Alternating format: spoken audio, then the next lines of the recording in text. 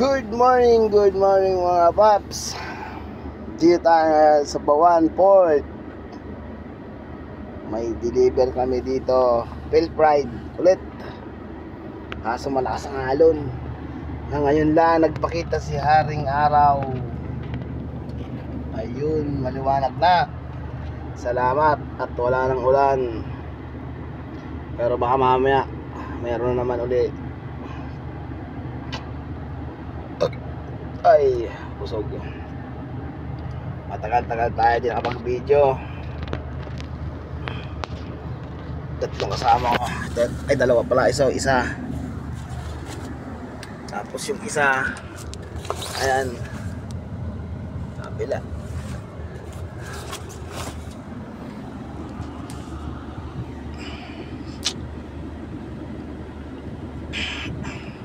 Good morning. Ayan o, lakas ng dagat. Namumuti sa alon. Maganda na ng panahon. Sana tuloy-tuloy na to.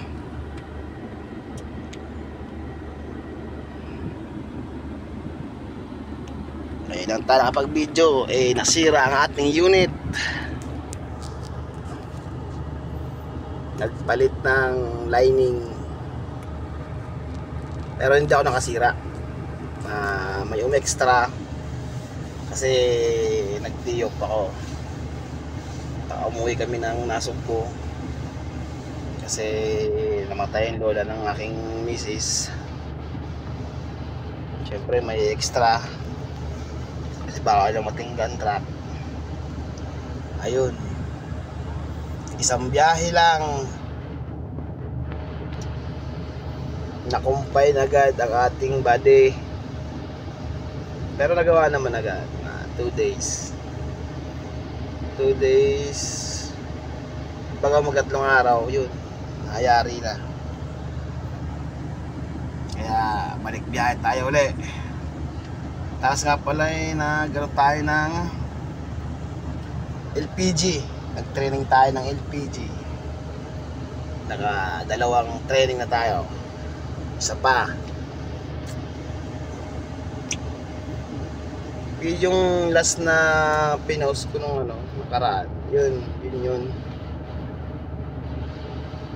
Try natin mag-LPG kung ayos naman ang kitaan. Sabi nila ayos naman daw. Ayan o, ang ganda na ng panahon. Sana'y magtuloy-tuloy na para mas mahirap din kasi magbiyahe pag maulan, lalo pag magdidiskarga sa sa depo.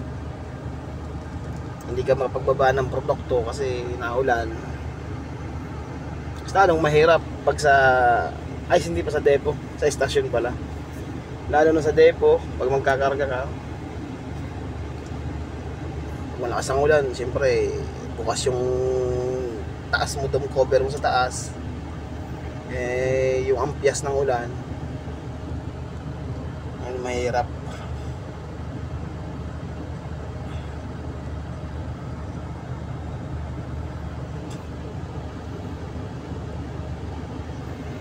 Yan, sa lakas ng alon, tumagilid na yan. Siguro hindi lang gaanong halata. Tumagilid na yan. Pero hindi naman siya lulubog. Tagal na yung barko yan.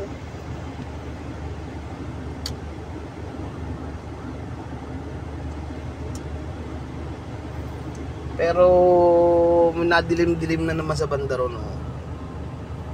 Mamaya siguro babanat na naman ito ng ulan. Ayan na nga, parang naambo na nga.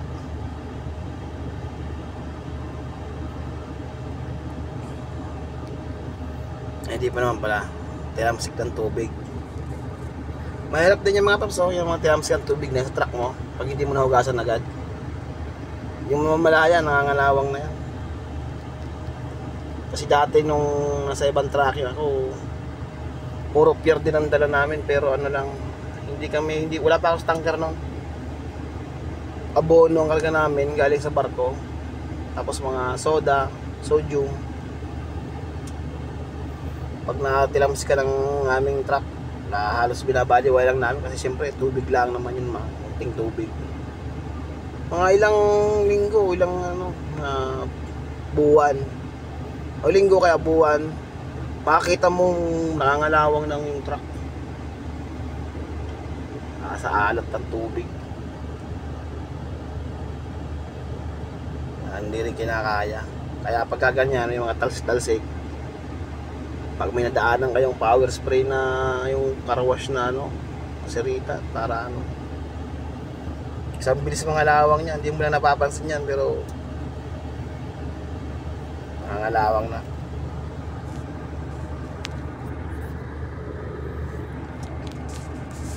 So time check pala tayo ay 6:31. Ako ang narito, dumating ako rito ng 5 eh. Kasi dyan sa dadaanan namin masyadong traffic, masyadong parang masikip gawa ng mga sasakyan, mga tricycle, maano lang yung daanan, masikip, maraming nadaan ng mga tricycle, kaya minsan hindi ako pinagbibigyan. Ang haba pa naman ng ating truck, 40 kl.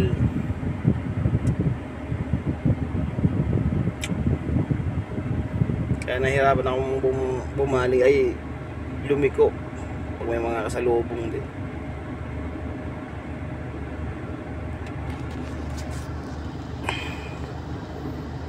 Ayan ayan nga pala Babs, yung barkong yan, ang karga niyan yung ginagawang sa windmill, yung sa ano ba yun? Basta yung parang ilis na malaki. Ayan yun Ayan yung karga niyan yan Ayan Ayan. Kasi yan yan, yung mga palikpik na yan, yung mga ilisin na yan, doon yung sa malapit sa amin. Binaba doon yan ipinark yung mga yan, doon pumarking yung mga kumarga niyan. Kaya nakita ko na yung pala yung karga ng mga nakaraang sa truck. Dadalhin siguro ng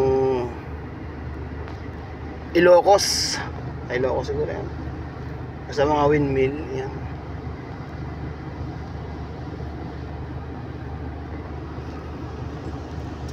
Ayan, yan lang. Alright mga paps, mamaya na lang ulit bibidyo natin kung paano mag-unload, pero medyo malayo lang tayo kasi bawal video kung babayagan tayong video. Alright, let's go.